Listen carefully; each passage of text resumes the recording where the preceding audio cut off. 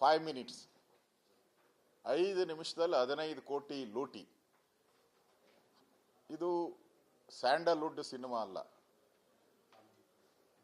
Hollywood cinema ಅಲ್ಲ, ಇದು Bollywood cinema ಅಲ್ಲ, ಇದು ಹಾಲಿವುಡ್ ಸಿನಿಮಾ. ಹಾಲಿವುಡ್ ಸಿನಿಮಾದಲ್ಲೂ ಈ ಥರದ ಸಿನಿಮಾ ನಾವು ನೋಡೇ ಇಲ್ಲ. 5 ನಿಮಿಷದಲ್ಲಿ 15 ಕೋಟಿ ಚಿನ್ನಾಭರಣ, ಸುಮಾರು 90 ಲಕ್ಷಕ್ಕೂ ಹೆಚ್ಚು ಹಣವನ್ನು ಲೂಟಿ ಮಾಡಿ ಸಿನಿಮಾದ ರೀತಿ ಪರಾರಿಯಾಗಿದ್ದಾರೆ. ಬಿಡ,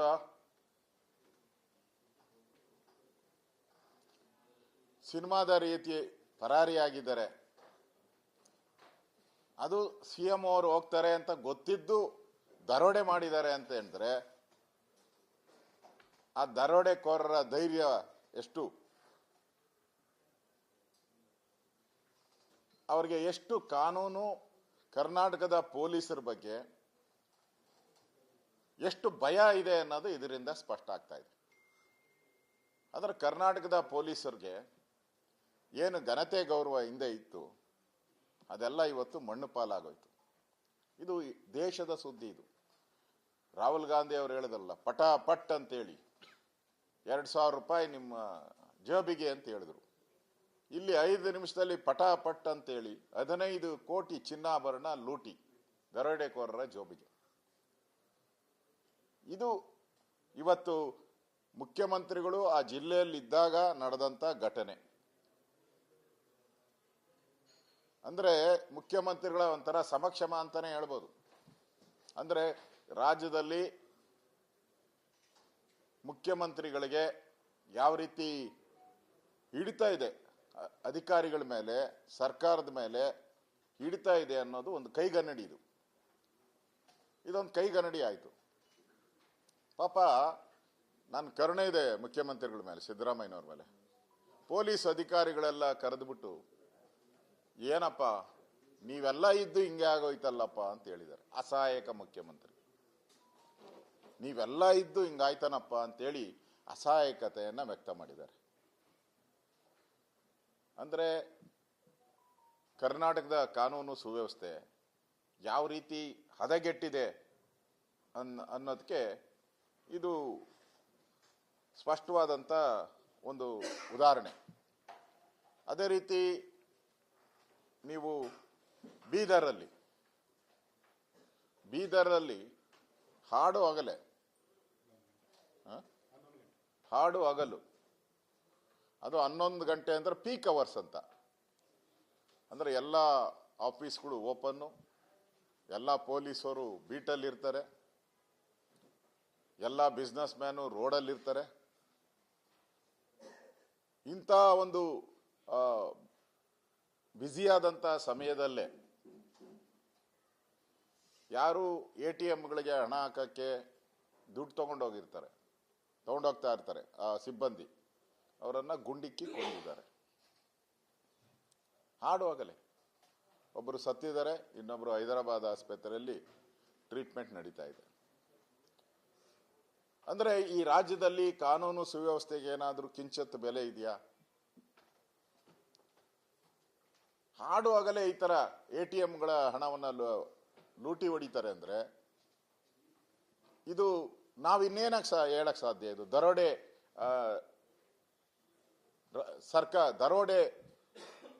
ದರೋಡೆಕಾರರಿಗೆ ಸ್ವರ್ಗದ ಸರ್ಕಾರ ಇದು.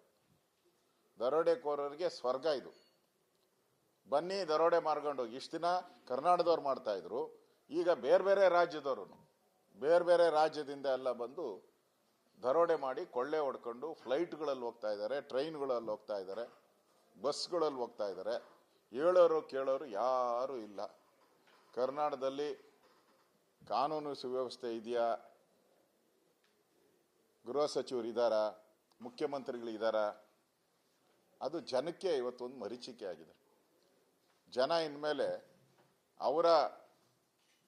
ಯಾರ್ಯಾರು ಬ್ಯಾಂಕ್ಗಳಿಗೆ ಹೋಗ್ತಾರೆ, ಇನ್ಮೇಲೆ ಅವರೇ ಅವರ ರಕ್ಷಣೆಯನ್ನ ಮಾಡಬೇಕಾದಂಥ ಪರಿಸ್ಥಿತಿ ಕರ್ನಾಟಕ ರಾಜ್ಯದಲ್ಲಿ ನಿರ್ಮಾಣ ಆಗ್ತೈತೆ. ಇನ್ಮೇಲೆ ಯಾರೂ ಕೂಡ ಹಿಂದೆ ಯಾರು ಹೋಗ್ತಾ ಇದ್ರಲ್ಲ ಬ್ಯಾಂಕ್ಗಳಲ್ಲಿ ಹಣ ಡ್ರಾ ಮಾಡೋಕ್ಕೆ, ಬಿಸ್ನೆಸ್ ಮ್ಯಾನ್ಗಳು, ರೈತರು ಬೇರೆ ಬೇರೆ ಹೋಗ್ತಾ ಇದ್ರು. ಅವ್ರು ಯಾರು ಕೂಡ ಈಗ ಆರಾಮ್ಸೆ ಹೋಗಿ ಡ್ರಾ ಮಾಡುವಂಥ ಪರಿಸ್ಥಿತಿ ಇಲ್ಲ. ಇಡೀ ಕರ್ನಾಟಕ ಬೆಚ್ಚಿ ಬಿದ್ದಿದೆ, ಈ ಘಟನೆಯಿಂದ ಬೆಚ್ಚಿ ಬಿದ್ದಿದೆ. ಇದು ಒಂದು ರೀತಿ ಕರ್ನಾಟಕ ದರೋಡೆಕೋರರ ಜಾತ್ರೆ ನಡೀತಾ ಇದೆ. ನಾವೆಲ್ಲ ಬೇರೆ ಬೇರೆ ಜಾತ್ರೆಗಳು ನೋಡಿದ್ದೀರಿ, ಆದರೆ ಕರ್ನಾಟಕದಲ್ಲಿ ದರೋಡೆಕೋರರ ಜಾತ್ರೆ ಇದು. ಮತ್ತು ರೌಡಿಗಳ ಅಟ್ಟಹಾಸ. ಪೊಲೀಸರ ಬಳಿ ಗುಂಡಾರ್ಸಕ್ಕೆ ಪಿಸ್ತೂಲ್ ಇಲ್ಲ, ದರೋಡೆ ಕೈಯಲ್ಲಿ ಹೊಸ ಹೊಸ ವೆಪನ್ಗಳು, ಹೊಸ ಹೊಸ 47, 57 ಏನು ಬೇಕು, ಹೊಸ ಹೊಸ ವೆಪನ್ಸ್, ಹೊಸ ಹೊಸ ಡ್ರ್ಯಾಗನ್ಸ್, ಹೊಸ ಹೊಸ ಚಾಕುಗಳು, ಹೊಸ ಹೊಸ ಲಾಂಗುಗಳು. ಪೊಲೀಸರ ಕೈಲಿ ಏನೂ ಇಲ್ಲ, ಗುಂಡಾರ್ಸಕ್ಕೆ ಗನ್ ಇಲ್ಲ, ಗನ್ ಇದ್ರೆ ಅವ್ರ ಹತ್ರ ಬುಲೆಟ್ ಇಲ್ಲ. ಆ ಪರಿಸ್ಥಿತಿ ಇವತ್ತು ಈ ಬೀದರ್ ಮತ್ತು ಮಂಗಳೂರಲ್ಲಾದ ಘಟನೆ ಇಡೀ ಕರ್ನಾಟಕ ಏನು ಪೊಲೀಸರು ಕೂಡ ತಲೆ ತಗ್ಗಿಸುವಂತ ಒಂದು ಘಟನೆ.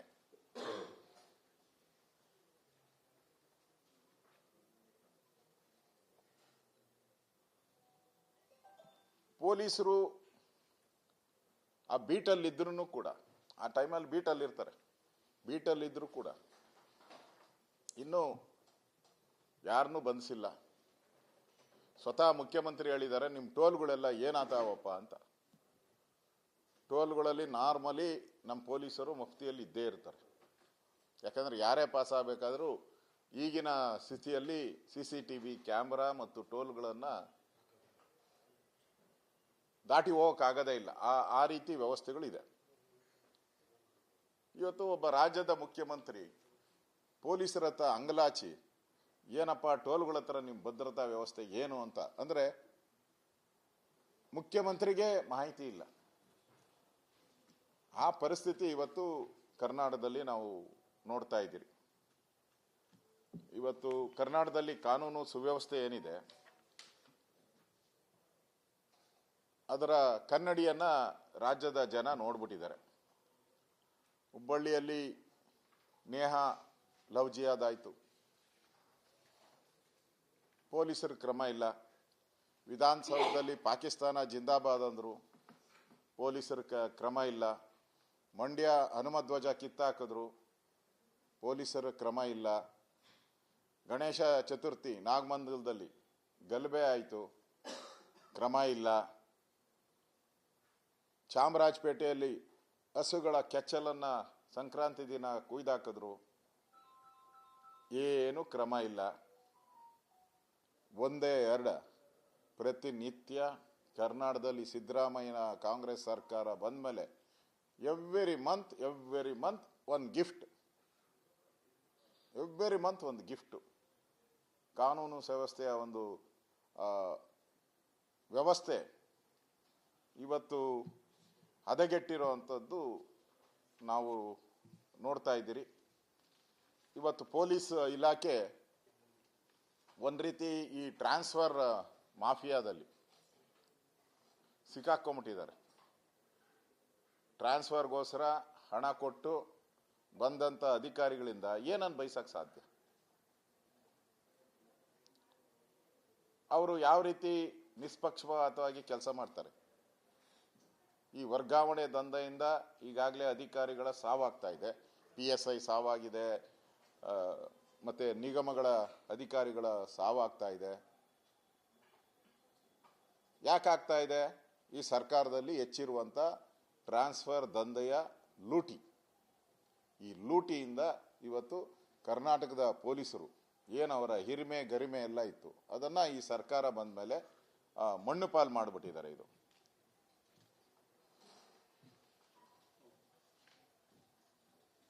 ಇಷ್ಟಾದರೂ ಕೂಡ ಮುಖ್ಯಮಂತ್ರಿಗಳು ಇಷ್ಟು 20 ತಿಂಗಳಲ್ಲಿ ಇಷ್ಟೆಲ್ಲ ಘಟನೆ ಆದ್ರೂ ಕೂಡ ಒಂದು ದಿನನೂ ಕೂಡ ಗೃಹ ಇಲಾಖೆಯನ್ನು ಕರೆದು ಯಾಕೆ ಹಿಂಗೆ ನಡೀತಾ ಇದೆ, ಏನು ತಪ್ಪಾಗಿದೆ, ಒಂದು ದಿನ ಪ್ರಶ್ನೆ ಮಾಡಿಲ್ಲ. ಅವ್ರಿಗೆ ಸಮಯ ಇಲ್ಲ ಅಂತ ಅನಿಸ್ತೈತೆ ಮುಖ್ಯಮಂತ್ರಿಗಳಿಗೆ. ಅವರು ಈ ಬೆಳಗಾವಿ ಅಧಿವೇಶನ ಆಮೇಲೆ ಬೆಳಗಾವಿಯ ಜಗಳ, ಲಕ್ಷ್ಮೀ ಹೆಬ್ಬಾಳ್ಕರ್ ವರ್ಸಸ್ ಜಾರಕಿಹೊಳಿ ಜಗಳ, D K Shivakumar versus Jarkiholi ಜಗಳ, ಸಿಎಂ ಕುರ್ಚಿಯ ಕಾದಾಟ, ಕಾಂಗ್ರೆಸ್ ಪಕ್ಷದ ಅಧ್ಯಕ್ಷರ ನಿರ್ಗಮನ, ಇದರಲ್ಲಿ ಇಡೀ ಸರ್ಕಾರ ಮುಳುಗೋಗ್ಬಿಟ್ಟಿದೆ. ಆದ್ರಿಂದನೇ ಹೇಳೋರು ಕೇಳೋರು ಯಾರು ಇಲ್ಲದೆ ಇರೋದ್ರಿಂದ ಅಧಿಕಾರಿಗಳು ಯಥೇಚ್ಛವಾಗಿ ಅಧಿಕಾರಿಗಳು ಒಂಥರ ಕೈ ಚೆಲ್ಲಿ ಕೂತಿದ್ದಾರೆ. ಇಡೀ ರಾಜ್ಯದಲ್ಲಿರುವಂಥ IAS IPS ಅಧಿಕಾರಿಗಳು ಯಾರಿಗೂ ಕೆಲಸ ಮಾಡೋ ಇಂಟ್ರೆಸ್ಟ್ ಇಲ್ಲ. ಯಾಕಂದ್ರೆ ಇವರೆಲ್ಲ ಕುರ್ಚಿ ಕಾದಾಟದಲ್ಲಿ ಇದ್ದಾರೆ. ಯಾರು ಮುಖ್ಯಮಂತ್ರಿ ಆಗ್ತಾರೋ ಅಂತ ಸಲಾಮ್ ಹೊಡೆಯೋಕ್ಕೆ ಇವರೆಲ್ಲ ಕಾತಿದ್ದಾರೆ. ಯಾರು ಕಾಂಗ್ರೆಸ್ ಅಧ್ಯಕ್ಷರಾಗ್ತಾರೆ ಅಂತ ಕಾಂಗ್ರೆಸ್ ಪಾರ್ಟಿಯವ್ರು ಕಾಯ್ತಾ ಇದ್ದಾರೆ. ಈ ಗೊಂದಲದಲ್ಲಿ ಇಡೀ ರಾಜ್ಯ ಒಂದು ರೀತಿ ತಬ್ಬಲಿ ನೀನಾದೆ ಮಗನೇ ಅನ್ನೋ ರೀತಿ ಇಡೀ ರಾಜ್ಯ ಇವತ್ತು ಕಾನೂನು ಸುವ್ಯವಸ್ಥೆ ದೃಷ್ಟಿಯಿಂದ ತಬ್ಬಲಿ ಆಗೋಗ್ಬಿಟ್ಟಿದ್ದೀರಿ. ನಮಗೆ ಏನು ಮಾಡಬೇಕು ಅಂತ ತೋಚ್ತಾ ಇಲ್ಲ ರಾಜ್ಯದ ಜನತೆಗೆ. ಆ ಪರಿಸ್ಥಿತಿಗೆ ಇವತ್ತು ಕರ್ನಾಟಕದಲ್ಲಿ ಸರ್ಕಾರ ಕಾನೂನು ಸುವ್ಯವಸ್ಥೆಯನ್ನ ಒಂದು ಪ್ರತಾಪಕ್ಕೆ ದೂಡ್ಬಿಟ್ಟಿದ್ದಾರೆ. ಇದಕ್ಕೆ ನೇರ ಕಾರಣ ಕಾಂಗ್ರೆಸ್ಸಿನ ಈ ಭ್ರಷ್ಟಾಚಾರ, ಸ್ವಜನ ಪಕ್ಷಪಾತ, ಟ್ರಾನ್ಸ್ಫರ್ ಅಲ್ಲಿ ಲೂಟಿ, ಇದರಿಂದ ಈ ರಾಜ್ಯದಲ್ಲಿ ಒಂದು ರೀತಿ ಈ ದರೋಡೆಗಳ ರಾಜ್ಯ ಆಗಿ ಪರಿವರ್ತನೆ ಆಗಿರೋದು ರಾಜ್ಯದ ಜನರಲ್ಲಿ ಭಯ ಹುಟ್ಟಿಸುವಂತ ಒಂದು ವಾತಾವರಣ ಆಗಿದೆ. ಈ ಸರ್ಕಾರಕ್ಕೆ ಮಾನ ಮರ್ಯಾದೆ ಇದ್ರೆ ಇನ್ನಾದ್ರೂ ಕುರ್ಚಿ ಜಗಳ ಬಿಟ್ಟು, ಅಧಿಕಾರದ ವ್ಯಾಮೋಹ ಬಿಟ್ಟು ಕಾನೂನು ಸುವ್ಯವಸ್ಥೆಯನ್ನ ಕಾಪಾಡುವಂತ ವ್ಯವಸ್ಥೆ ಮಾಡಲಿಲ್ಲ ಅಂದ್ರೆ ಮುಂದೆ ಈ ರಾಜ್ಯದಲ್ಲಿರುವಂತ ಎಲ್ಲ ಕೈಗಾರಿಕೆಗಳು ಎಲ್ಲ ಈ ರಾಜ್ಯವನ್ನ ಬಿಟ್ಟು ಹೋಗುವಂತ ಪರಿಸ್ಥಿತಿಗೆ ನೀವೇ ದೂಡ್ತಾ ಇದ್ದೀರಾ. ಈ ರಾಜ್ಯ ಇವತ್ತು ಆದಾಯನೂ ಕೂಡ ಇದರಿಂದ ಎಲ್ಲಿ ಕಾನೂನು ಸುವ್ಯವಸ್ಥೆ ಇರಲ್ಲೋ ಆ ರಾಜ್ಯದಲ್ಲಿ ಹೂಡಿಕೆದಾರರು ಬರಲ್ಲ. ಯಾಕೆ ಮೊದಲು ಬಿಹಾರದಲ್ಲಿ ಯಾಕೆ ಹೋಗ್ತಾ ಇರಲ್ಲ, ಕಲ್ಕಟ್ಟಾದಲ್ಲಿ ಯಾಕೆ ಹೋಗ್ತಾ ಇರಲ್ಲ? ಯಾಕಂದ್ರೆ ಅಲ್ಲಿ ಕಾನೂನು ಸುವ್ಯವಸ್ಥೆ ಇರ್ತಾ ಇರಲಿಲ್ಲ. ಲಲ್ಲೂ ಪ್ರಸಾದ್ ಆಡಳಿತದಲ್ಲಿ, ಮಮತಾ ಬ್ಯಾನರ್ಜಿ ಆಳ್ತಾ ಇದೆ. ಅದರಿಂದ ಕರ್ನಾಟಕ ವಿಶ್ವದ ಗಮನವನ್ನ ಸೆಳೆದಂತ ಹೂಡಿಕೆದಾರರ ಒಂದು ಸ್ವರ್ಗ ಇದು ದರೋಡೆಕೋರರ ಸ್ವರ್ಗ ಆಗಿದೆ. ಬಹಳ ನೋವಿನಿಂದ ಹೇಳ್ತಾ ಇದ್ದೀನಿ, ಇದು ದರೋಡೆಕೋರರ ಸ್ವರ್ಗ ಆಗಿದೆ. ಅದರ ಪಾಪಿಗಳು ಯಾರಾದರೂ ಇದ್ರೆ ಅದು ಕಾಂಗ್ರೆಸ್ ಅವರು, ಈ ಕಾಂಗ್ರೆಸ್ ಸರ್ಕಾರ. ಇದ್ರ ಬಗ್ಗೆ ಏನೋ ಕ್ವಶನ್ಸ್? No question. ಪ್ರಶ್ನೆನೇ ಇಲ್ಲ. ಅಲ್ಲ, ಅವ್ರ ಡಿನ್ನರು ಎಲ್ಲರೂ ಅವ್ರವ್ರದೇ. ಈಗ ಕರ್ನಾಟಕದಲ್ಲಿ ಎಲ್ಲ ಸಮುದಾಯಗಳನ್ನ ಸುಮಾರು 300ಕ್ಕೇನು ಸಾವಿರಾರು ಜಾತಿಗಳು ಇದೆ ನಮ್ಮ ಕರ್ನಾಟಕದಲ್ಲಿ. ಸಬ್ ಕ್ಯಾಸ್ಟ್ಗಳೆಲ್ಲ ಹೋದ್ರೆ ನೂರಾರು ಸಾವಿರಾರು ಆಗ್ತದೆ. ಒಕ್ಕಲಿಗರಲ್ಲೇ ಇದೆ, ಲಿಂಗಾಯತರಲ್ಲಿ ಇದೆ, SCಗಳಲ್ಲಿ ಇದೆ. ಎಲ್ಲರನ್ನ ಪ್ರತಿನಿಧಿಸುವಂತ ಒಬ್ಬ ಸಂವಿಧಾನದ ಪ್ರಕಾರ, ಅಂಬೇಡ್ಕರ್ ಸಂವಿಧಾನದ ಪ್ರಕಾರ ಮುಖ್ಯಮಂತ್ರಿ ಬೇಕು, ಮಂತ್ರಿಗಳು ಬೇಕು. ಇಲ್ಲಿ ಎಲ್ಲರೂ ಕೂಡ ಅವರವರ ಜಾತಿಯ ಡಿನ್ನರ್ ಮೀಟಿಂಗ್ಗಳು, ಪ್ರತಿಯೊಬ್ಬರು ಅವರವ್ರ ಜಾತಿಯ ಡಿನ್ನರ್ ಮೀಟಿಂಗ್ಗಳು ಮಾಡ್ಕೊಂಡು ಕಾಲಹರಣ ಮಾಡ್ತಾ ಇದ್ದಾರೆ. ಒಬ್ಬರು ಮುಖ್ಯಮಂತ್ರಿ ಹೇಳ್ತಾರೆ, ಕಳೆದ 20 ತಿಂಗಳಲ್ಲಿ 1000 ಸರಿ ಹೇಳ್ಬಿಟ್ಟಿದ್ದಾರೆ, ನಾನೇ ಮುಖ್ಯಮಂತ್ರಿ. ಹಂಗೆ ಕಾಂಗ್ರೆಸ್ ಪಾರ್ಟಿಯವರು ಹೇಳಿದ್ದಾರೆ. ಕಾಂಗ್ರೆಸ್ ಪಾರ್ಟಿ MLAಗಳು ಸಿದ್ದರಾಮಯ್ಯ ಔಟ್ ಗೋಯಿಂಗ್ ಅಂತ ಅವರು 1000 ಸರಿ ಹೇಳಿದ್ದಾರೆ. ಮತ್ತೆ DK ಶಿವಕುಮಾರ್ ಮುಖ್ಯಮಂತ್ರಿ ಆಗ್ತಾರೆ ಅಂತ ಹೇಳಿ ಕಾಂಗ್ರೆಸ್ ಪಾರ್ಟಿಯವರೇ ಹೇಳಿದ್ದಾರೆ. ಮತ್ತೆ ಅದಕ್ಕೆ ಕೌಂಟರ್ ಆಗಿ ಸಿದ್ದರಾಮಯ್ಯನವ್ರ ಪಾರ್ಟಿಯವರೆಲ್ಲ, ಅವ್ರ ಗುಂಪು ಎಲ್ಲರೂ DK ಶಿವಕುಮಾರ್ನ ಕಾಂಗ್ರೆಸ್ ಅಧ್ಯಕ್ಷರಿಂದ ಇಳಿಸುವಂತ ಒಂದು ಕೆಲಸನೂ ಕೂಡ ಮಾಡ್ತಾ ಇದ್ದಾರೆ. ಒಟ್ನಲ್ಲಿ ಈ ಒಂದು ಕುರ್ಚಿಯ ಜಗಳದಲ್ಲಿ ಕರ್ನಾಟಕದ ಜನ ಈ ರಸ್ತೆಗಳನ್ನ ನೋಡಿದ್ರೆ ರಸ್ತೆಗಳು, ಅಭಿವೃದ್ಧಿ ಕಾರ್ಯಗಳು ಇವೆಲ್ಲವನ್ನ ನೋಡಿದ್ರೆ ಕರ್ನಾಟಕದ ಜನ ಇವರಿಗೆ ಶಾಪ ಹಾಕುವಂತ ಪರಿಸ್ಥಿತಿ ಕಾಣ್ತಾ ಇದೆ. ಏನಾನ ಈಗ ಕಾಂಗ್ರೆಸ್ ಅವ್ರ ಅಪ್ಪನ ಮನೆ ಆಸ್ತಿ ಆಗಿದ್ರೆ ವಾಪಸ್ ಕೊಡ್ತಾ ಇದ್ದಾರೆ. ನಾವು ಟ್ಯಾಕ್ಸ್ ಕಟ್ತೀರಿ. ಇವಾಗ ಬಿಜೆಪಿಗೆ ವೋಟ್ ಹಾಕಿದಾರಲ್ಲಪ್ಪ, ಅವರು ನಾವು ಟ್ಯಾಕ್ಸ್ ಕಟ್ತಾ ಇದ್ದೀರಿ. ಕಾಂಗ್ರೆಸ್ ಪಾರ್ಟಿ ಅವ್ರ ಅಪ್ಪನ ಮನೆಯಿಂದ ಏನು ತಂದು ಕೊಡ್ತಾ ಇಲ್ಲ. ಇದು ಕರ್ನಾಟಕದಲ್ಲಿರುವಂಥ 6 ಕೋಟಿ ಅಪ್ಪಂದಿರ ಆಸ್ತಿ. ಇದು ಕನ್ನಡಿಗರದು. ಕಾಂಗ್ರೆಸ್ ಅಪ್ಪಂದಿರ ಆಸ್ತಿ ಅಲ್ಲ. ನಾವು ಇದ್ದಾಗ ಬಸವರಾಜ ಬೊಮ್ಮಾಯಿ ಮುಖ್ಯಮಂತ್ರಿಯಾಗಿದ್ದಾಗ ಎಷ್ಟು ಅನುದಾನ ಕೊಟ್ಟರು? ಜಿಲ್ಲೆವಾರನೇ ತಗೊಳ್ಳಿ. ನಿಮ್ಮ ಯೋಗ್ಯತೆಗೆ ಎಷ್ಟು ಬಿಡುಗಡೆ ಮಾಡಿದ್ದೀರ? ಬಸವರಾಜ ಬೊಮ್ಮಾಯಿಯವರು ಎಷ್ಟು ಹಣ ಬಿಡುಗಡೆ ಮಾಡಿದರು ಅವರ 20 ತಿಂಗಳ ಅವಧಿಯಲ್ಲಿ? ನಿಮ್ಮ 20 ತಿಂಗಳ ಸಿದ್ದರಾಮಯ್ಯ ಆಡಳಿತ ಎಷ್ಟು ಬಿಡುಗಡೆ, ಶ್ವೇತಪತ್ರ ಬಿಡುಗಡೆ ಮಾಡಿ. ಕರ್ನಾಟಕ ರಾಜ್ಯದ ಆರ್ಥಿಕ ಪರಿಸ್ಥಿತಿಯ ಬಗ್ಗೆ ನಾವು ಹೇಳಿದ್ದೀರಿ, ಪಾಪ ಸರ್ಕಾರ ಅಲ್ಲ ಅಂತ ಹೇಳಿದ್ರೆ ಶ್ವೇತಪತ್ರ ಬಿಡುಗಡೆ ಮಾಡಿ. ನಿಮ್ಮ ಆರ್ಥಿಕ ಪರಿಸ್ಥಿತಿಯ ಬಗ್ಗೆ ಶ್ವೇತಪತ್ರ ಬಿಡುಗಡೆ ಮಾಡಿ. ಇದನ್ನ ನಾನು ಡಿಮ್ಯಾಂಡ್ ಮಾಡಿದ್ದೀನಿ. ಅದು ಸರಿ, ಅದಕ್ಕೆ ರಿಪ್ಲೈ ಇಲ್ಲ. ಮಾತೆತ್ತಿದ್ರೆ ಹಿಂದೆ ಸಾಲ ಬಿಟ್ಟು ಹೋಗ್ಬಿಟ್ಟಿದ್ರಂತೆ. ಏನು ಕರ್ನಾಟಕ 75 ವರ್ಷ ಸ್ವಾತಂತ್ರ್ಯ ಬಂದು 75 ವರ್ಷದ ಮೇಲೆ ಆಯಿತು, ಅವತ್ತಿಂದ ಸಾಲನೇ ಇಲ್ಲ ಕರ್ನಾಟಕಕ್ಕೆ. ಏನು ಅವತ್ತಿಂದ ವಿಜಯನಗರ ಸಾಮ್ರಾಜ್ಯದ ಥರ ಏನು ಚಿನ್ನ ಬೆಳ್ಳಿ ರೋಡಲ್ಲಿ ಹಾಕೊಂಡು ಮಾರ್ತಾ ಇದ್ರ? ನೀವೇ ಇದ್ರಲ್ಲ 60 ವರ್ಷ. ನಿಮ್ಮ 60 ವರ್ಷದಲ್ಲಿ ಎಷ್ಟು ಸಾಲ ಮಾಡಿದ್ದೀರಾ ಅಂತ ಹೇಳಿ, ಬಿಡುಗಡೆ ಮಾಡಿ. ಹೇಳ್ತಿರಲ್ಲ ಸಾಲ ಬಿಟ್ಟೋಗವ್ರೆ ಅಂತ. ನಿಮ್ಮ 60 ವರ್ಷದಲ್ಲಿ ಎಷ್ಟು ಸಾಲ ಮಾಡಿದ್ದೀರಾ ರಾಜ್ಯದ ಜನತೆಗೆ ಕೊಡಿ. ನಾವು ಬಿಜೆಪಿಯವರು 9 ವರ್ಷದಲ್ಲಿ ಏನು ಸಾಲ ಮಾಡಿದ್ದೀರಿ ನಾವು ಕೊಡೋಕೆ ತಯಾರಿದ್ದೀರಿ. ಬಿಡುಗಡೆ ಮಾಡಿ ಅದನ್ನ. ಚಾಲೆಂಜ್, ನಾವು ಓಪನ್ ಚಾಲೆಂಜ್ ಕೊಡ್ತಾ ಇದ್ದೀವಿ ನಿಮಗೆ. ನಾವು 9 ವರ್ಷ ಇದ್ದಾಗ ಎಷ್ಟು ಸಾಲ ಮಾಡಿದ್ದೀರಿ, ಎಷ್ಟು ಬಿಟ್ಟೋಗಿದ್ದೀರಿ? ನೀವು 60 ವರ್ಷದಲ್ಲಿ ಯಾವಾಗ ಎಷ್ಟೆಷ್ಟು ಬಿಟ್ಟೋಗಿದ್ದೀರಾ? ಲಾಭ, ಸಮೃದ್ಧಿ ಅಂದರೆ ಇವರು ಆಡಳಿತ ಮಾಡುವಾಗ ಒಂದು ನಯಾ ಪೈಸಾನೂ ಸಾಲ ತಗೊಂಡಿಲ್ಲ. ನಾವು ಬಿಜೆಪಿ ಇರಲೇ ಇಲ್ಲಲ್ಲ. ಬಿಜೆಪಿ ಪ್ರಾರಂಭ ಆಗಿದ್ದು ಯಾವಾಗ? 2009. ಅದರಿಂದ ಎಷ್ಟು ಸಾಲ ಇತ್ತು? ನಾವು ಮಾಡಿದ್ರ ಸಾಲ? ನೀವೇ ತಾನೇ ಮನೆ ಆಳ್ರು ಸಾಲ ಮಾಡಿದ್ದು? ನೀವೇ ತಾನೇ ಸಾಲ ಮಾಡಿದ್ದು? ಅವಾಗ ಸಾಲ ಇಲ್ಲ ಅಂದರೆ ಹೇಳಿ ನೋಡೋಣ. ಬಿಡುಗಡೆ ಮಾಡಿ. ನಾನು ಹೇಳ್ತಾ ಇದ್ದೀನಿ, ಓಪನ್ ಆಗಿ ಹೇಳ್ತಾ ಇದ್ದೀನಿ, ಬಿಡುಗಡೆ ಮಾಡಿ. 2008-09 ನಮ್ಮ ಸರ್ಕಾರ ಬಂತು. ಅದರಿಂದ ಎಷ್ಟು ಸಾಲ ಮಾಡಿದ್ರಿ ರಾಜ್ಯದ ಜನತೆ ಮುಂದೆ ಬಿಡುಗಡೆ ಮಾಡಿ. ಯಾಕೆ ಮಾಡಿದ್ರಿ?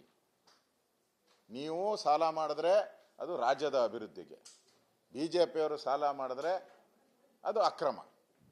ಸಾಲದ ವಿಚಾರದ ಜೊತೆಗೆ ಕಳೆದ ಸರ್ಕಾರ ಸಂದರ್ಭದಲ್ಲಿ 2 ಲಕ್ಷ ಕೋಟಿಯಿಂದ ನೀವೆಲ್ಲ ಬಿಲ್ ಅನ್ನು ಬಾಕಿ ಉಳಿಸ್ಕೊಂಡು ಹೋಗಿದ್ದೀವಿ. ಅದನ್ನು ಬಗೆಹರಿಸೋದೇ ನಮ್ಗೆ ದೊಡ್ಡ ಸಮಸ್ಯೆ ಆಗ್ತಾ ಇದೆ. ಅವ್ರು ಮಾಡಿದ್ದೇನೆ ನಾವು ಸಾಲ ತೀರಿಸ್ತಾ ಇದ್ದೀವಿ ಅಂತ ಹೇಳ್ತಾ ಇದ್ದಾರೆ. ಪ್ರತಿ ಇಲಾಖೆಯಲ್ಲೂ ಬಿಜೆಪಿಯವರು ಪೆಂಡಿಂಗ್ ಇಟ್ಟು ಹೋಗಿದ್ದಾರೆ. ಸೊ ಅದನ್ನ ತೀರಿಸೋದಕ್ಕೆ ನಾವು ಬಿಸಿ ಆಗಿದ್ವಿ. ಪ್ರತಿ ಇಲಾಖೆಯಲ್ಲೂ ಇಟ್ಟು ಹೋಗಿದ್ದಾರೆ ಅಂತ ಇಲಾಖೆ ಸಮೇತ ಹೇಳ್ತಾ ಇದ್ದಾರೆ ಸರ್. ಅದಕ್ಕೆ ನಾನು ಹೇಳ್ತಾ ಇದ್ದೀನಲ್ಲ, ನೀವು ನಮ್ಮ ಕೈ ಬಿಟ್ಟೋಗ ಎಷ್ಟು ಸಾಲ ಕೊಟ್ಟಿದ್ರಿ ಅದನ್ನು ಬಿಡುಗಡೆ ಮಾಡಿ. ನೀವು ಲಾಭ ಮಾಡಿ ಇಟ್ಬಿಟ್ಟು ಹೋಗಿದ್ರೆ, ಲಾಭ ಮಾಡಿ ಎಕ್ಸಸ್ ಬಡ್ಜೆಟ್ ಮಾಡಿ, ಸಿದ್ದರಾಮಯ್ಯನವ್ರು ಕೊನೆ ಬಡ್ಜೆಟ್ ಮಾಡಿದ್ರಲ್ಲ, ಅವಾಗೇನಾನ ಡಿಫಿಷಿಯೇಟ್ ಬಡ್ಜೆಟ್ ಮಾಡಿದ್ರ ಇಲ್ಲ ಉಳಿತಾಯ ಬಡ್ಜೆಟ್ ಮಾಡಿದ್ರ? ಹೇಳಿ ರಾಜ್ಯದ ಜನತೆ ಮುಂದೆ. ಬಸವರಾಜ ಬೊಮ್ಮಾಯಿ ಅವರು ಉಳಿತಾಯ ಬಡ್ಜೆಟ್ ಮಾಡ್ಬಿಟ್ಟು ಹೋದ್ರು. ಬಿಟ್ಟು ಹೋಗ್ಬೇಕಾದ್ರೆ ಪ್ರಾವಿಷನ್ ಇತ್ತು. 25,000 ಕೋಟಿ ಹಣ ತಗೊಳಕ್ಕೆ ಪ್ರಾವಿಷನ್ ಇತ್ತು.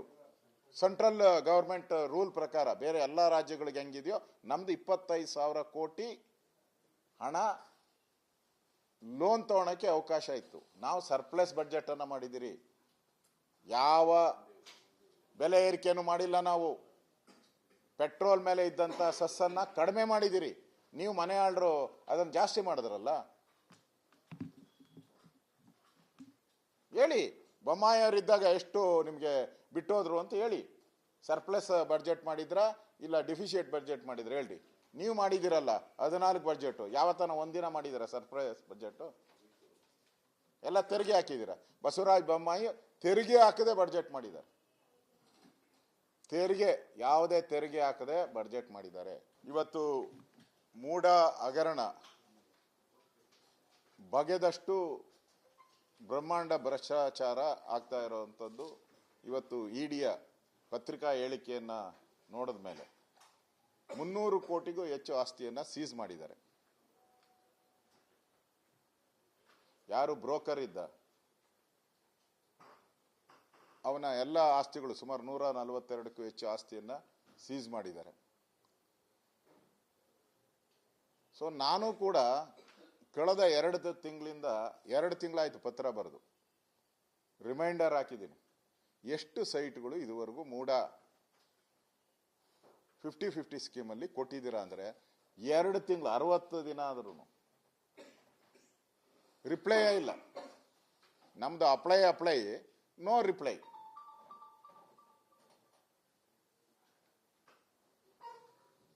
ಈಗಾಗಲೇ ಮೂಡ ಹಗರಣ ಏನಿದೆ ಹೈಕೋರ್ಟ್ ಮೆಟ್ಲೆತ್ತಿ ಹೈಕೋರ್ಟ್ ಅವರು ತನಿಖೆ ಮಾಡಬೇಕು ಅಂತ ಹೇಳಿದ್ದಾರೆ. ಒಂದ್ ಕಡೆ ಇಡಿ ತನಿಖೆ ಮಾಡ್ತಾ ಇದೆ, ಇನ್ನೊಂದ್ ಕಡೆ ಲೋಕಾಯುಕ್ತ ತನಿಖೆ ಮಾಡ್ತಾ ಇದೆ. ಲೋಕಾಯುಕ್ತರು ಒಂದ್ ರೀತಿ ಅವ್ರಿಗೇನು ಇಂಟ್ರೆಸ್ಟ್ ಇದ್ದಂಗಿಲ್ಲ ಲೋಕಾಯುಕ್ತಕ್ಕೆ ತನಿಖೆಗೆ. ಆ ಪೊಲೀಸರು ಲೋಕಾಯುಕ್ತ ಪೊಲೀಸರು ಅವ್ರಿಗೇನು ಇಂಟ್ರೆಸ್ಟ್ ಇದ್ದಂಗಿಲ್ಲ. ಅವ್ರಿಗೆ ಇಡಿ ಅವ್ರೇನ ಕೊಟ್ರೆ ಅದನ್ನು ಎತ್ತಿ ಟೇಬಲ್ ಕೆಳಗಡೆ ಹಾಕಿದ್ದಾರೆ. ಇಡಿ ಅವ್ರು ಕೊಟ್ಟಂತ ದಾಖಲೆಗಳನ್ನು ಕೂಡ. ಅಂದ್ರೆ ಅವರು ಕ್ಲೀನ್ ಚಿಟ್ ಕೊಡಕ್ಕೆ ತಯಾರಿ ಮಾಡ್ಕೊಂಡಂಗೆ ಕಾಣಿಸ್ತಾ ಇದೆ ಲೋಕಾಯುಕ್ತ ಪೊಲೀಸರು. ಇಷ್ಟೊತ್ತಿಗೆ ತನಿಖೆ ಆಗಿದ್ರೆ ಇವೆಲ್ಲ ಇಡಿ ಅವರು ಸೀಸ್ ಮಾಡ್ತಾ ಇರೋದು. ಇದೇ ಯಾಕೆ ಲೋಕಾಯುಕ್ತ ಮಾಡಿಲ್ಲ? ಯಾಕಂದ್ರೆ ಇಡಿ ದೇಶವ್ಯಾಪಿ ಇರುವಂತದ್ದು, ಇವರು ಕರ್ನಾಟಕಕ್ಕೆ ಸೀಮಿತ ಇರುವಂತವ್ರು. ಅಧಿಕಾರಿಗಳೆಲ್ಲ ಆಲ್ಮೋಸ್ಟ್ ಆಲ್ ಕರ್ನಾಟಕದವರೇ. ಅವ್ರಿಗಿಂತ ಮುಂಚೆ ಹೋಗಿ ಇವರೆಲ್ಲ ಸೀಸ್ ಮಾಡ್ಬೇಕಾಯ್ತು ಲೋಕಾಯುಕ್ತರು. ಯಾಕೆ ಮಾಡಿಲ್ಲ? ಯಾರ ಒತ್ತಡದ ಮೇಲೆ ಮಾಡಿಲ್ಲ? ಯಾರ ಕೈವಾಡ ಇದೆ? ನೀವು ಮಾಡಿದ್ರೆ ಇದನ್ನೆಲ್ಲ ಮುಂಚೆನೆ ಮಾಡಿದ್ರೆ, ಇಡಿ ಅವ್ರಿಗೆ ಮುಂಚೆನೆ ಮಾಡಿದ್ರೆ ನಿಮ್ಮ ಬಗ್ಗೆ ಬಹಳ ಗೌರವ ಬರ್ತಾ ಇತ್ತು. ಅದಕ್ಕೆ ನಾವು ಬಿಜೆಪಿ ಇದನ್ನ CBI ತನಿಖೆ ಕೊಡಿ, ಲೋಕಲ್ ಪೊಲೀಸ್ ಅಧಿಕಾರಿಗಳಿಂದ ಇದನ್ನ ತನಿಖೆ ಮಾಡಿದ್ರೆ ಅವ್ರ ಮೇಲೆ ಒತ್ತಡ ಇರ್ತತೆ, ಅವ್ರಿಗೆ ಮುಂದೆ ಟ್ರಾನ್ಸ್ಫರ್ ಆಗಬೇಕು, ಒಳ್ಳೊಳ್ಳೆ ಕಡೆ ಪೋಸ್ಟಿಂಗ್ ಸಿಗಬೇಕು. ಆ ದೃಷ್ಟಿಯಿಂದ ಅವ್ರು ಯಾವುದೇ ಕಾರಣಕ್ಕೂ ಮಾಡಲ್ಲ. ಇದನ್ನ CBI ತನಿಖೆ ಕೊಡಿ ಅಂತ ನಾವು ಈಗಾಗಲೇ ಒತ್ತಾಯನೂ ಕೂಡ ಮಾಡಿದಿರಿ. ಇದು ಮೂಡ ಹಗರಣ ಒಂದು ಬ್ರಹ್ಮಾಂಡ ಭ್ರಷ್ಟಾಚಾರ ಇದ್ದಂಗೆ. ಇದನ್ನ ಬಗೆದಷ್ಟು ಇನ್ನೂ ಹಗರಣಗಳು ಆಚೆ ಬರ್ತಾ ಇದೆ. ಅದಕ್ಕೆ ನಾವು ಇದನ್ನ CBI ತನಿಖೆ ಕೊಡಿ ಅನ್ನೋ ಆಗ್ರಹವನ್ನ ಮಾಡ್ತಾ ಇದ್ದೀವಿ. ಓಕೆ, ಇದ್ರ ಬಗ್ಗೆ ಏನೇನು ನಾನು ಕೇಳೋದಿದೆಯಾ? Thank you. ಇವತ್ತು ಅಶೋಕ್ ಅವರು ಒದ್ದು ಅಧಿಕಾರ ತಗೊಳ್ಳಿ ಅಂತಂದೇಳಿ DK ಶಿವಕುಮಾರ್ ಅವರಿಗೆ ಹೇಳಿರೋ ಮಾತನ್ನ ಸೀರಿಯಸ್ ಆಗಿ ತಗೊಂಡಂಗಿದ್ದಾರೆ ಸರ್ ಕುರ್ಚಿ ಕದನದಲ್ಲಿ ಬಿಜೆಪಿ.